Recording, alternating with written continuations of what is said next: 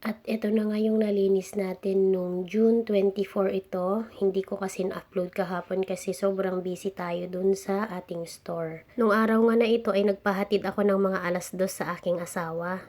At saktong-sakto nga nung araw na yan ay sobrang makulimlim. Kaya naman nakapaglinis tayo ngayon ng sobrang madami dito sa baba ng ating kubo. Medyo pabangin nga itong part na to. Pero masarap nga maggamas ng mga damo dito kasi tulad ito dun sa kabila. Sobrang mabilis lang mabunot yung ating mga damo dito. Medyo nung una nga ay natatakot akong bumaba dyan banda sa may saging kasi nga baka mamaya may ahas. Pero dahil nga kasama ko yung mga maliliit na manok dyan, nawala naman din agad yung aking takot. Sunod kasi ng sunod sa akin yung mga maliliit na manok dyan kasi yung mga uod na nalalaglag dyan sa mga damo ay kinakain agad nila. Ito nga pala banda yung nililinis natin nung nakaraan na nag-start tayo sa may taas. Pero dahil nga pabangin dito banda, mas gusto ko pa din mag-start maglinis dito sa baba. Kaya ang ginawa nga natin nung araw na yan para makababa tayo ay una tayo naglinis ng isang linya pababa para may daanan tayo pababa tas tsaka tayo maglilinis ng paakyat na.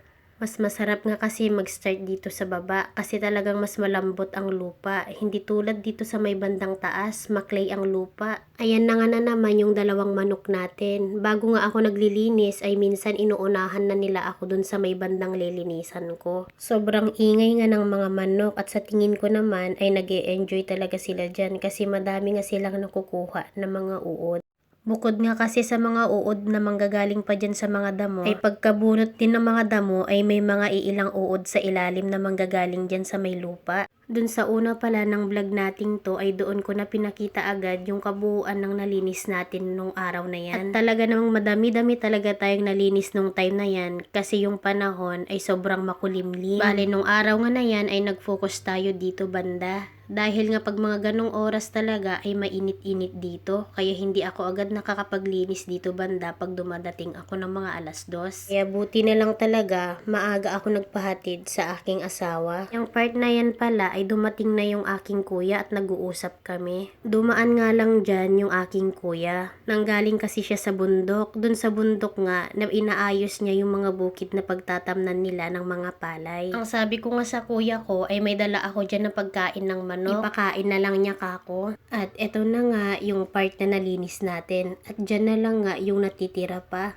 Tinigil ko na kasi ang paglilinis dyan kasi ang panahon ay sobrang makulimlim na. At eto na nga pala yung mga pipino natin na pwedeng-pwede na siyang i-harvest. I-harvest na nga natin yung dalawang malalaking pipino para naman lumaki na yung mga iba pang mga sumusunod na mga bunga. At naplano ko na nga yung sauce na gagamitin natin dyan na chili garlic oil, asin, asukal at suka. O diba maglalaban-laban yung tamis, anghang, alat at asim. Naglagay nga tayo ng net pero nakakapasok pa rin yung mga manok. At sa tingin ko nga ay lumilipad talaga sila kaya sila nakakapasok at dumadaan dyan sa may taas. Another stress ulit bago tayo makauwi. At ito na nga yung kabuuan ng mga nalinis natin today. Sayang lang talaga at hindi ko nalinis yung part na yon.